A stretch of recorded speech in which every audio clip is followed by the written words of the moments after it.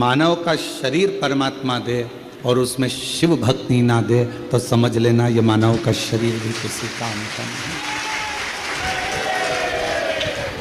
मानव का शरीर तब काम का है जब वो शंकर भगवान की आराधना करे।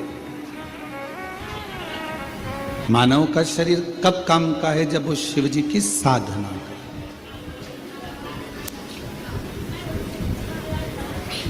एक बेलपत्र के वृक्ष में 68 करोड़ तीर्थ होते हैं।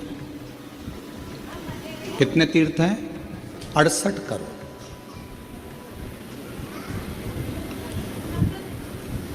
एक बेलपत्र के वृक्ष के अंदर 68 करोड़ तीर्थ होते हैं। और जब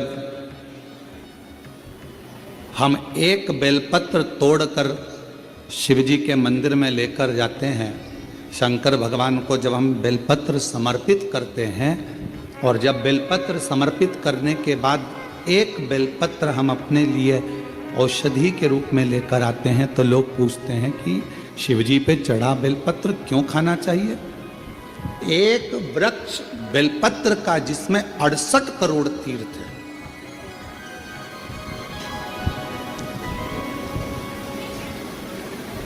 हम तो 68 करोड़ तीर्थ कभी नहीं गए, पर आप लोगों में से हो सकता है कि कोई होकर आया हो तो बात दूसरी।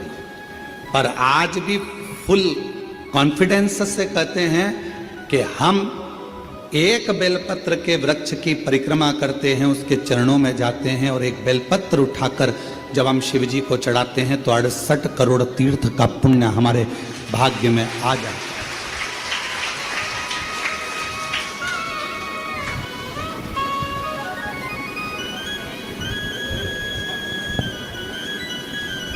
और इतने पवित्र तीर्थ, हजारों हजारों नदियां, हजारों हजारों कुंड, हजारों हजारों बावड़ियां, सरोवर, तालाब भारत की भूमि पर विराजमान है। कुछ तीर्थ भारत की भूमि के बाहर भी, जैसे पशुपतिनाथ नेपाल में, माँ हिंगलाज माता पाकिस्तान में, ऐसे कई तीर्थ बाहर भी हैं। अब 68 करोड़ तीर्थ हम कभी नहीं गए, पर हमने हमारी जिंदगी में एक नियम हमेशा बनाकर रखा कि कार्तिक के महीने में बेलपत्र के वृक्ष की परिक्रमा और बेलपत्र के वृक्ष के नीचे एक घी का दीप जलाने का नियम बनाया। तो ये हमें विश्वास है कि हमारे 68 करोड़ तीर्थ पूरे हो। 68 करोड़। अब लोग कहते हैं गुरुजी एक बेलपत्र हम शिव जी को चढ़ी हुई उठाकर लाते हैं, बाबा से औषधि के रूप में लेकर आते हैं, तो ये बेलपत्र है तो पेड़ की, वृक्ष की, ये इतनी अमृत कैसे हो जाती है कि लोगों की बीमारियां ठीक हो जाती हैं, तकलीफें ठीक हो जाती हैं, शुगर लेवल में हो जाती है, बीपी, थायराइड सब ठीक हो जाता है, सोराइसिस जैसी बीमारियां ठीक हो जाती हैं, किडनी लीवर जैसा ठीक हो जाता है। एक बेलपत्र इतना औषधि का कार्य कैसे कर जाता है? तो शिव महापुराण में वर्णन किया, उमा संहिता के अंतर्गत 68 करोड़ तीर्थ एक बेलपत्र के वृक्ष में है।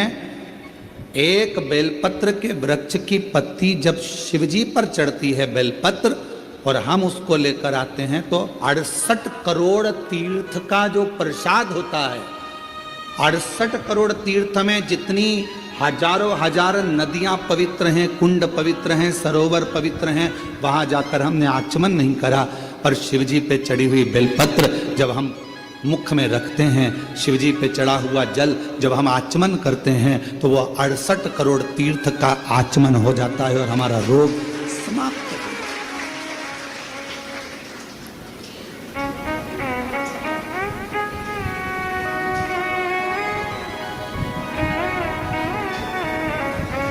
68 करोड़ तीर्थ।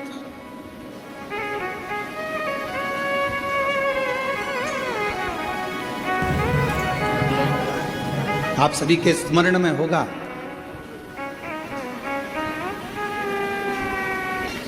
एक माता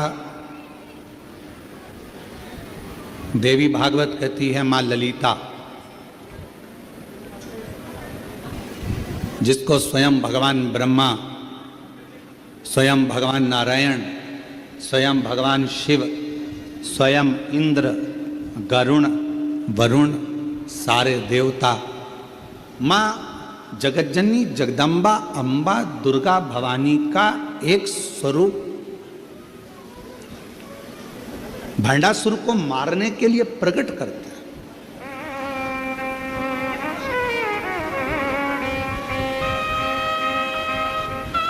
और काय से प्रकट किया?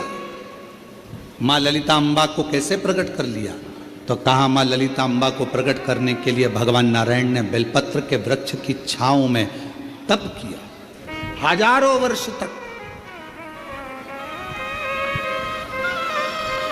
ब्रह्मा जी ने साधना करी हजारों वर्ष तक बेलपत्र के वृक्ष की छांव में। इंद्रदेव ने तप किया हजारों वर्ष तक बेलपत्र के वृक्ष की छांव में। आज इस व्यासपीठ से हम कहें आप सभी को, जितने भी श्रोता श्रवण कर रहे हैं कथा को ऑनलाइन, आस्था चैनल पर, फेसबुक, यूट्यूब पर या बाबा कुबेर भंडारी की इस भूमि पर, जब भी आपका कोई भी तीज त्योहार पड़े, आपके घर में कोई भी त्यौहार आवे, आपके घर में कोई भी उत्सव आवे, आपके घर में बच्चों का जन्मदिन आवे, आपकी शादी की सालगिरह आवे, आपके घर में कोई भी विवाह आवे, आपके घर में कोई भी अच्छा कार्य हो, कोई त्यौहार आ गया, दिवाली आ गई, दशहरा आ गया, कोई नवरात्रि आ गई, गणेश चतुर्थी आ गई, चतुर्थी आई, छठ आई, कोई भी व्रत आपका पवित्र कोई उत्सव आया, तो एक काम जरूर करा करो, बेलपत्र के वृक्ष के नीचे जाकर एक घी का दीपक लगाया करो और श्री शिवाय नमस्तुभ्यम जरूर बोला करो, फल दे। एक घृत का दीप बेलपत्र के वृक्ष के नीचे अगर आप एक क्षण के लिए भी बैठे हो तो वो फल देगा।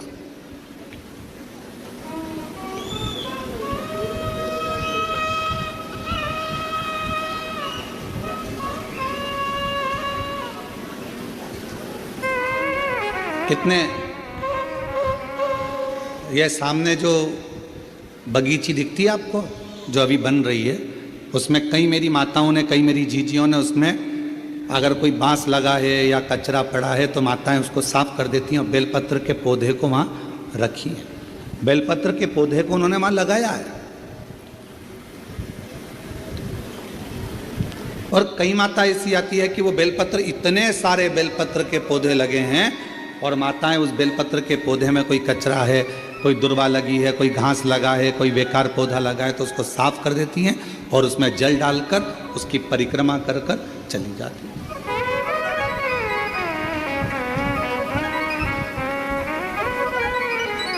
कई माताओं की आदत है, पीछे जो बेलपत्र की बगीची है वहां जाकर परिक्रमा कर लेती।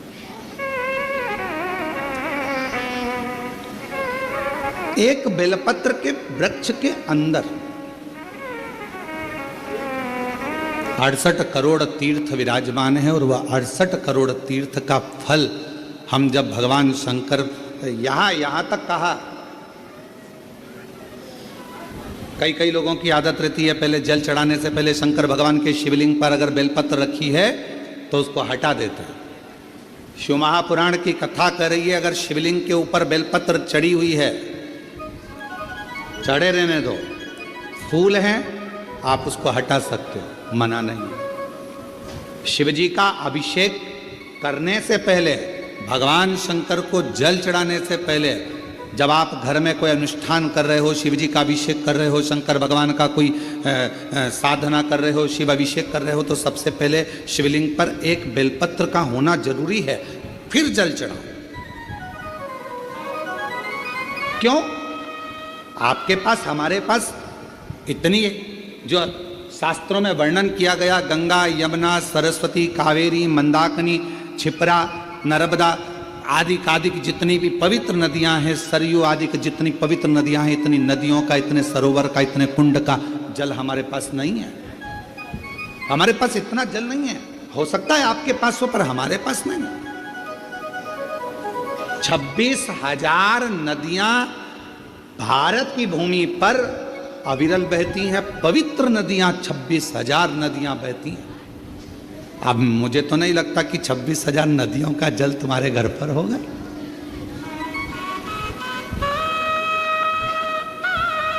और हो तो हमारी तरफ से आपको दंडवत प्रणाम, नमन।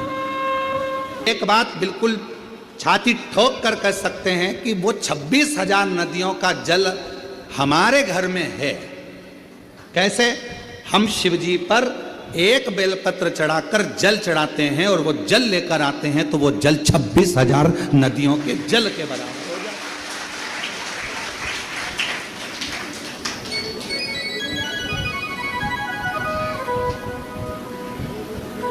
अब ये और अब आप छाती ठोक कर आप भी कह सकते हो हमारे यहाँ भी 26,000 नदियों का जल है महाराज। ओ शिवर वाले महाराज, तुम्हें क्या मालूम है, हमारे यहाँ भी 26,000 नदियों का जल आता है। शिव जी पे बेलपत्र चढ़ी रहती है, हम जल चढ़ाते हैं। वो पानी जब हम थोड़ा सा झेल कर लाते हैं, आचमन करते हैं, घर पर छींटते हैं, वो 26,000 नदियों का जल हमारे को पवित्र कर देता है। पवित्र।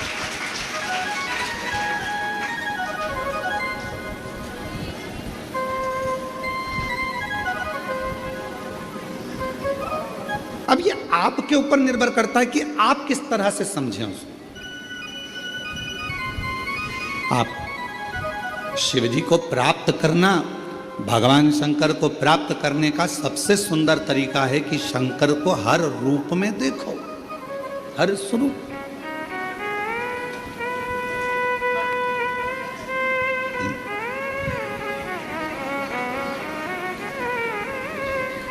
16 श्राद्ध में 16 दिन पुरखों को, पूर्वजों को, पितरों को खीर पूड़ी खिलाई। नवरात्रे में 9 दिन छोटी छोटी कन्याओं को खीर पूड़ी हलवा खिलाया। ठीक है? और मान लो घर में कोई बुजुर्ग बैठा हुआ है, घर में कोई बूढ़ी माँ बैठी है, घर में बूढ़ा बाप बैठा है, और हम उसको कुछ ना दें, तो वो श्रेष्ठता का।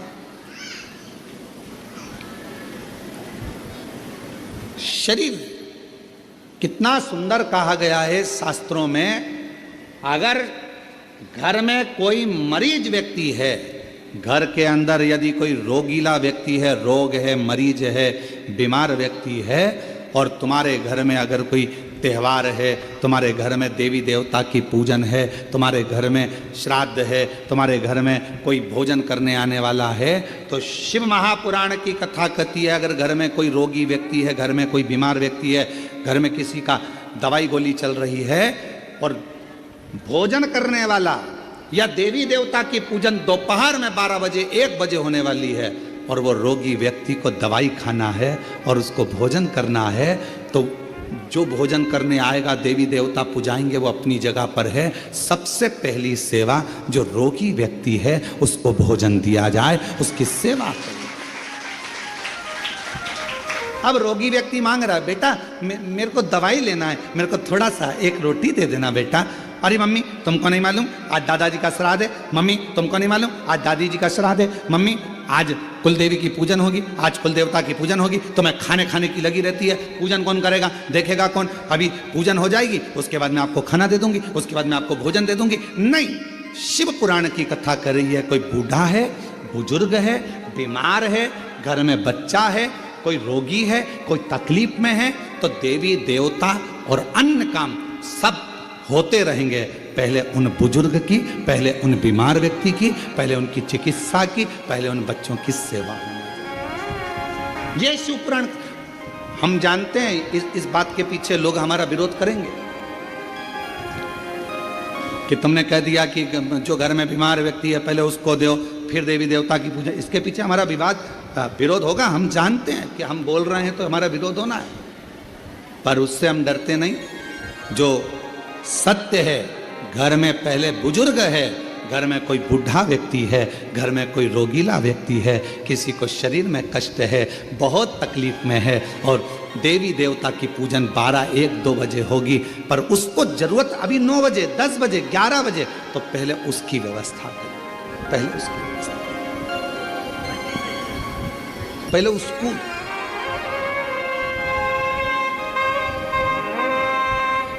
और ना जाने किस वेश में नारायण मिल जाएगा, निर्मल मन के भीतर से वह राम के दर्शन पाएगा।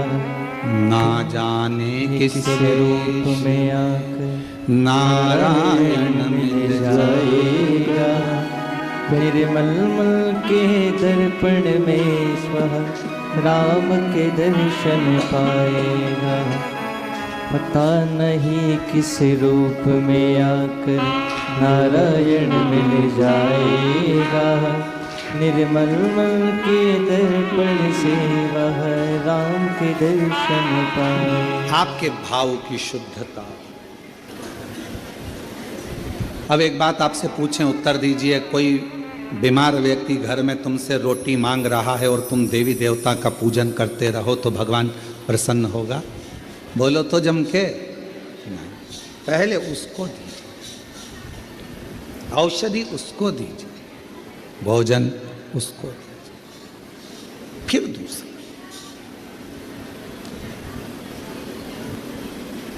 कभी प्यासे को पानी पिलाया नहीं, बाद अमृत पिलाने से क्या था? कभी गिरते हुए को उठाया नहीं, बाद आंसू बहाने से क्या? कौन सा? शिव कथा कर रहे।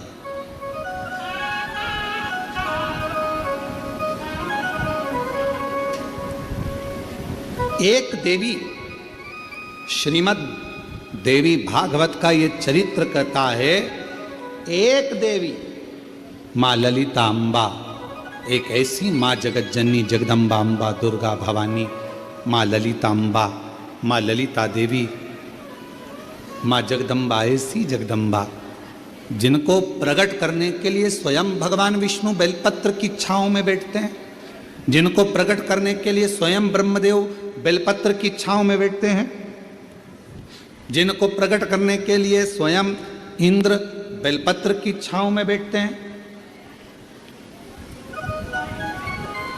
बल बढ़ता। बेलपत्र के वृक्ष के नीचे एक बार अगर आपके मुख से श्री शिवाय नमस्तुभ्यम निकल जाता है तो समझ लो कि 68 करोड़ तीर्थ में बैठकर तुमने ये मंत्र जप लिया। 68 करोड़ तीर्थ में बैठकर इस मंत्र का जाप किया।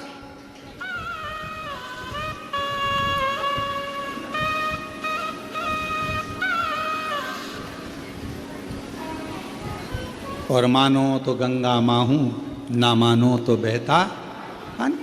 आप मानो तो शिव है, आप मानो तो जगत जननी जगदम्बा है, आप मानो तो आद्य शक्ति माँ दुर्गा है, आप मानो तो शिव की स्तुति है, आप मानो तो कुबेरेश्वर धाम के कंकर में शंकर है, और अगर नहीं मानो तो अपनी मर्जी। आपने माना वो मिला।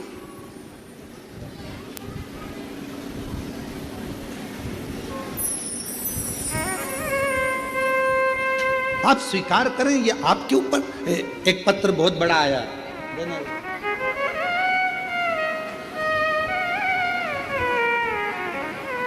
अब पत्र बहुत बड़ा है, देखिए जरा। हो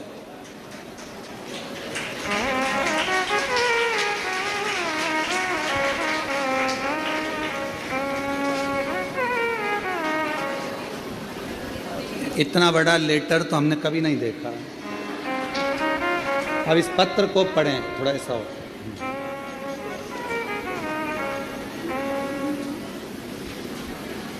कुबेर भंडारी का सेवक रामेश्वर पाराशर एवं धर्मपत्नी श्रीमती शशिकला पाराशर, हनुमान नगर